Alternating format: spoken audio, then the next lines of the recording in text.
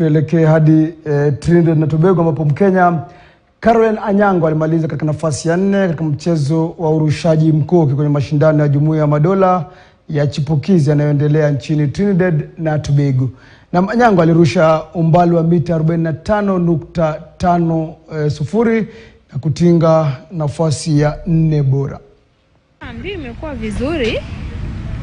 Nimefanya my best penye naezewa. Lakini upande mwingine imekuwa ngumu kwa sababu mimi mwenyewe nilikuwa nimetarajia kukuja na medali. Ndio nimejaribu penye naweza, lakini nadhani next nikirudi nafaa nifanye mazoezi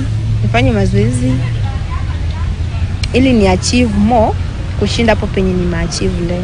I'm improving kwa sababu venye tulikuwa kwa Zambia nilikuwa na 42. Hapa nimekuwa na 45. Naona na improve. Kenya ilibanduliwa ama ilishindwa katika mkombo wa nusu finali.